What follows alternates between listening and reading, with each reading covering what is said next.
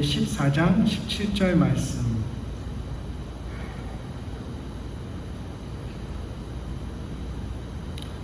우리 한 절 말씀 함께 읽겠습니다. 시작. 하나님의 나라는 먹는 것과 마시는 것이 아니요 오직 성령 안에 있는 의와 평강과 희락이라. 아멘. 우리 이렇게 예배 시작 전에 좌우 앞뒤로 인사를 하긴 하는데 다시 한번 좀 둘러보시죠. 이렇게 둘러보시면 뭔가 친숙한데 또 낯설지 않습니까? 이렇게 보면 오늘 처음 보는 친구도 있고 남학생들 오늘 처음으로 일로 옮긴 것 같아요.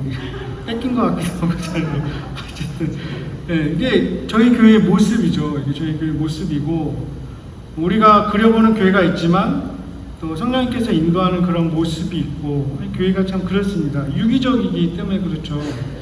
그리고 이렇게 여기 한 20명 좀 될까요? 앉아 있는데 200명이 앉아 있어도 비슷합니다. 다양하게 색깔들이 다 다르죠. 추구하는 가치가 다를 수 있고 또 신앙의 어떤 방편이나 색깔이 다 다르죠. 그래서 때로는 불편한 점이 드러나기도 하고 그 속에서 때로는 갈등이 생기기도 하고 긴장이 생기기도 합니다. 심하게 되면 갈라지기도 하죠. 이 로마 교회도 마찬가지였습니다. 이렇게 유대인들이 로마에서 막 추방당했다가 다시 들어오고 그러다 보니까 이제 이방인들 또 유대인들이 막 섞이게 됩니다. 그러다 보면 이제 유대인들은 지난 수천 년 동안 지켜오던 그들의 율법이라는 게 있습니다. 그리고 거기에 따라서 갖가지 막 규칙들이 생겨나게 되죠. 그들에게 참 중요했던 것들이 이제 절기 준수, 그 다음에 음식 규정이었습니다. 음식 규정이 얼마나 중요합니까? 지금까지 이어지지 않습니까? 그들은 그 코시어 음식을 먹어야 되고, 돼지고기 먹을 수 없고, 문어 먹을 수 없고, 낙지 이런 거 정말 맛있는데 못 먹습니다. 이런 것들 불쌍하죠? 돈가스도 못 먹고. 그런데 이게 너무나 중요한 거예요. 그들에게는 막 생명처럼 여겨지는 것입니다. 그러다 보니까 어떤 사람들은 그거 어때? 새로운 그런 율법의 시대는 다 끝났는데, 그리고 우린 유대인도 아니야. 나는 그리스인이야. 나는 터키에서 왔어.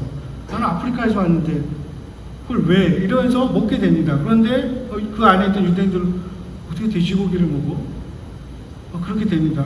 그때 당시는 돼지고기뿐만 아니라 모든 고기는 100% 다 우상에게 제물로 바쳐졌다가 밖에서 나오는 거기 때문에 거기에 막 악령이 묻어있다고 생각하는데 저걸 어떻게 교회에 다니는 사람들이 먹어? 이런 갈등들이 생겨나는 거죠. 그래서 이제 사도 바울이 굳이 표현하자면 강한 자들은 이제 다 먹을 수 있습니다. 거리낌 없이. 거기에 무슨 악령이 있어? 없어. 그런 거. 나는 다 먹을 수 있어. 이렇게 하는 사람들. 약한 자들은 두려워서 못 먹게 됩니다. 무엇인가를 엄격하게 지키는 사람들인데 약한 자라고 표현하는 것이죠. 이런 상황에서 사도 바울이 이 14장의 우리 17절 앞부분이 그런 이야기가 쭉 나오죠.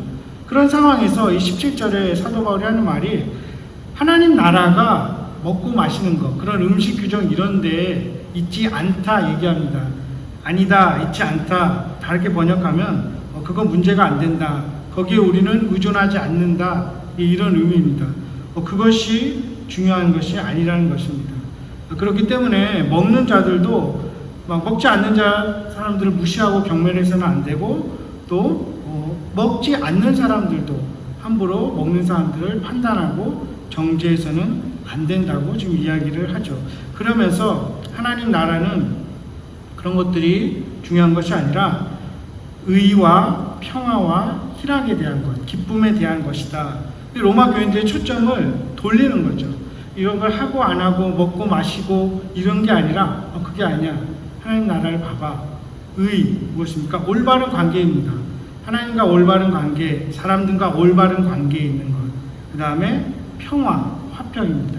그리고 기쁨이 있는 것. 그것이 하나님 나라다. 이렇게 이야기를 하죠. 그런데 두 번째 그 요소, 화평하기 위해서는 사실 좀 자유함이 있어야 됩니다. 이것은 어떤 다양성을 허용하는 것입니다.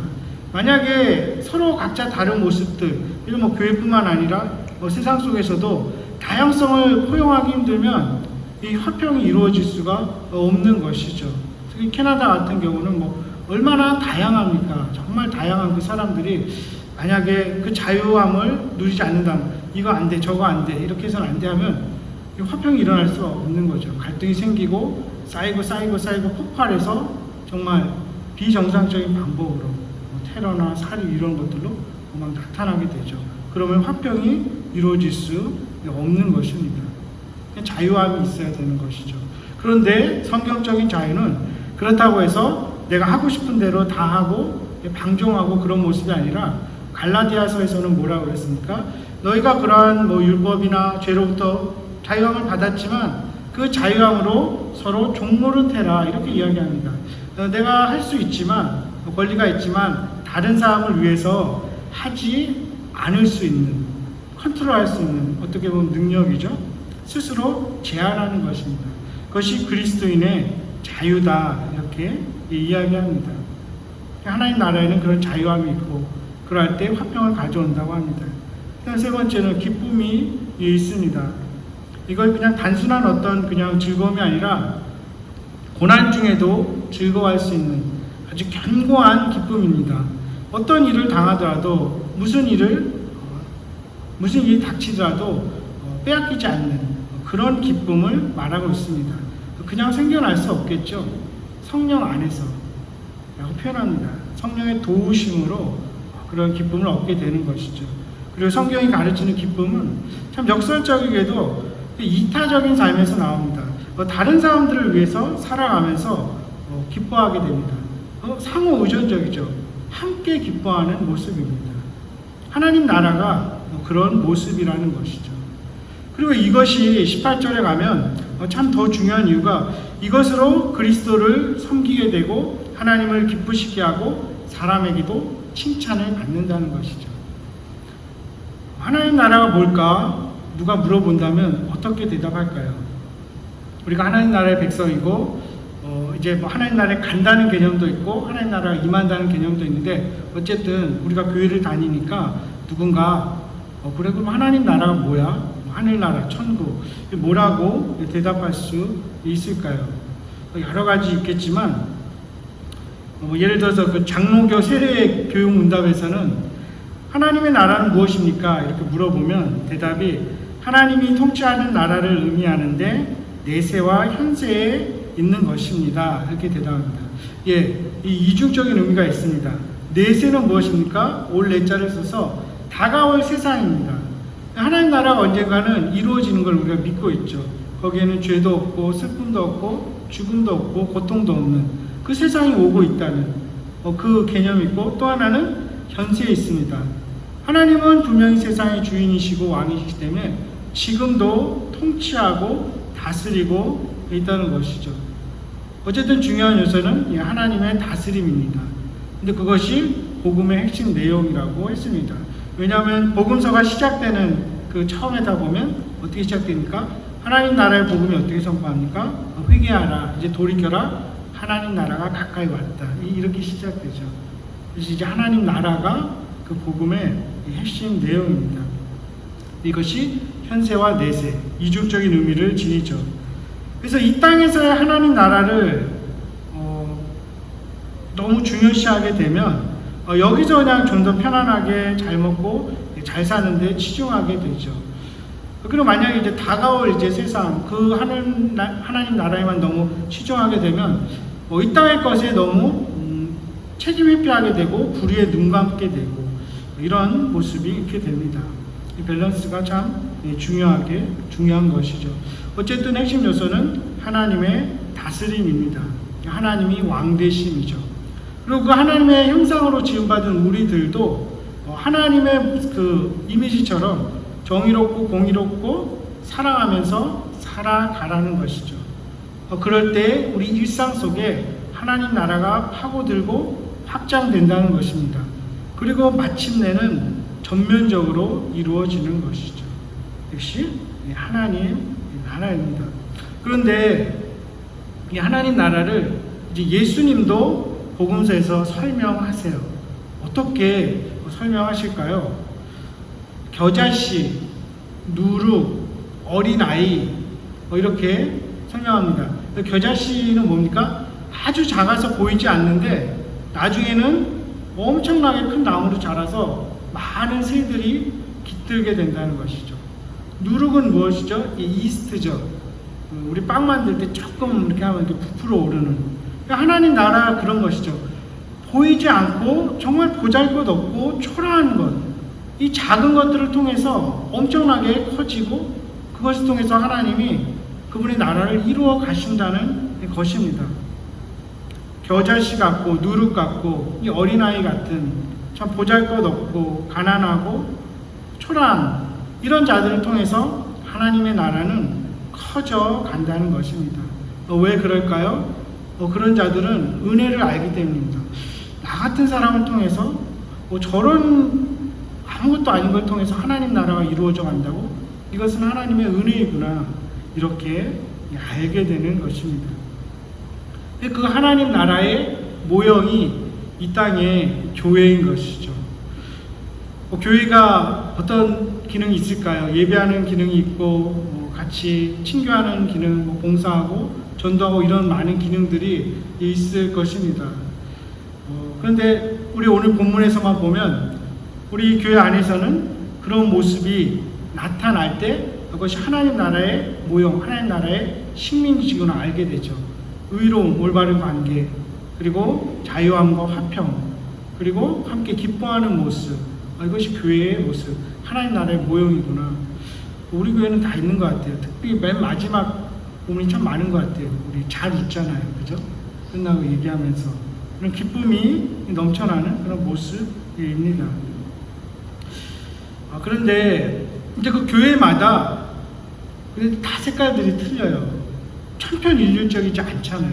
그렇기 때문에 교파도 다양하고 교리도 바뀌고 막 이렇게 됩니다.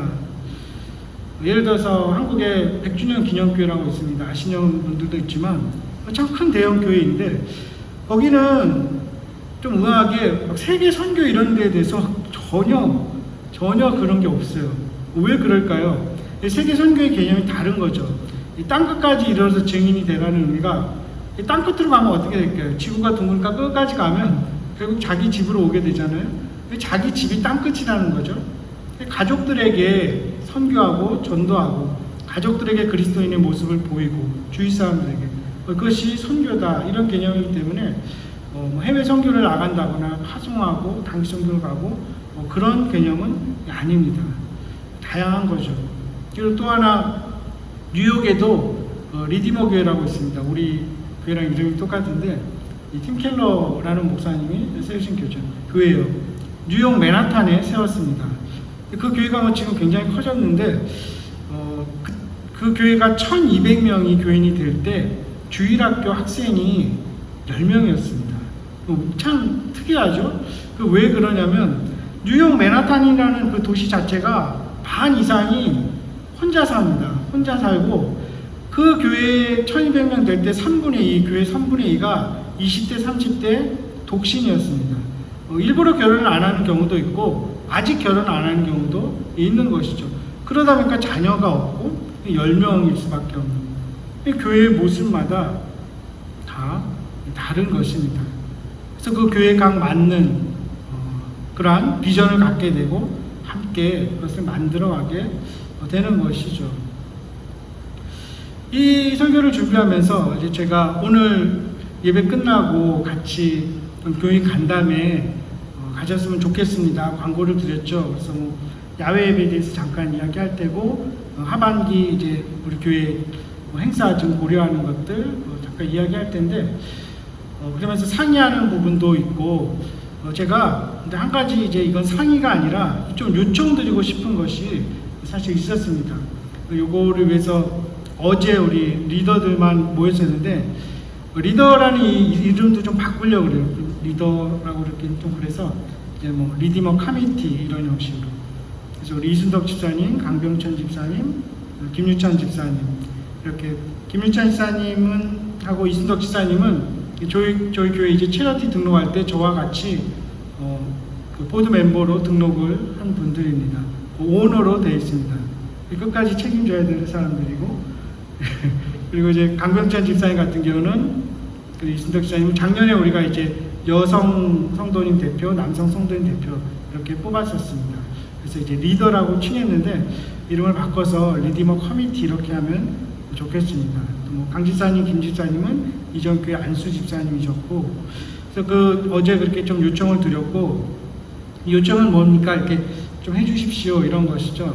어떤 거냐면 저희가 좀 교육부 사역자를 좀 청빙했으면 합니다. 그래서 이거를 청빙할 수 있도록, 그러자면 이제 재정적인 그런 지원도 필요할 때고 그런 것들이 있어야 될 겁니다. 이 요청하는 이유가 제가 이렇게 좀 보니까 지금 이제 학생들이 있다고 누가 필요하겠다 이것도 있지만 예전에는 이제 우리가 생겨나면 앞으로 대학 청년부도 그럴 테고 EM도 그럴 텐데 이게 이제 늘어나면 누군가 담당자가 오면 좋겠다 이 개념이 아니라 어쨌든 인원에 상관없이 누군가 오셔서 미니스트리를 좀 일으키면 좋겠다. 먼저 시작하면 좋겠다. 수고롭지만 함께 씨를 뿌릴 수 있으면 좋겠다. 그런 생각이 들었습니다. 그래서 좀 성도님들께 우리가 광고도 내고 또 혹시 주위에 좋으신 분들이 있으면 좀 추천받아서 보시면 좋겠다. 풀타임 같은 경우는 엄두를 못 내고 하프타임도 쉽진 않겠지만 하프타임이나 파트타임 했으면 좋겠다 하는 게 있습니다. 그리고 왜냐하면 또 사역자는 어쨌든 소명의식을 가져야 하죠. 왜냐하면 평신도분들 같은 경우는 꼭 그럴 필요는 없을 것입니다. 왜냐하면 다른 직업이 있고 소명이 있기 때문에. 하지만 사역자라면 적어도 남다른 그런 소명의식을 갖고 이 미니스트리를 해야 되겠죠. 그런 거를 요청을 드리는데 찾기가 쉽지가 않을 것입니다. 왜냐하면 지금 이제 추세가 그 MDB 과정에 1.5세 2세들은 거의 안 옵니다. 한번 생각해 보세요. 컬리지를 졸업하면 초봉이 얼마나 될까요? 요즘? 혹시 아시나요? 아무리 못해도 45,000불 1년을 받지 않을까요? 유니버시티 졸업하면 55,000, 6만 이상 받게 될 겁니다. 마스터 하면 그 이상 받겠죠. 목사가 되려면 MDB를 졸업하려면 학부 4년 마치고 못해도 3년 4년 MDB 진짜 힘들게 마스터 공부해야 됩니다. 그리고 수련 과정도 10년 가까이 해서 목사가 딱 되면 55,000불, 6만 불이 보장돼 있을까요? 그럴 페이를 줄 수 있는 교회가 몇 개나 될까요? 제가 볼 때 런던에는 없고 한 교회 있을까? 토론토도 거의 없습니다. 1.5세 2세들이 그런 걸 보고 갈까요? 그리고 목회라는 게 그렇죠. 9 to 5가 안 되잖아요. 새벽에 교인분들 무슨 일이 있으면 당연히 일어나서 가야 되고 제 근무 시간 아닙니다. 그리고 끊을 수 있을까요? 그리고 교회에서 이제 대접받고 그러지는 않겠지만 홀대받는 경우도 참 많습니다. 심지어 이렇게 참 어뷰즈 당하는 그런 경우도 참 많기 때문에 1.5세 2세들 거의 가지 않습니다. 그리고 간혹 와도 보면 요즘은 중국 교회 가더라고요. 아니면 미국 교회 가든가 미국으로 가든가. 그래서 사역자 구하기가 참 어려운 그런 현실입니다.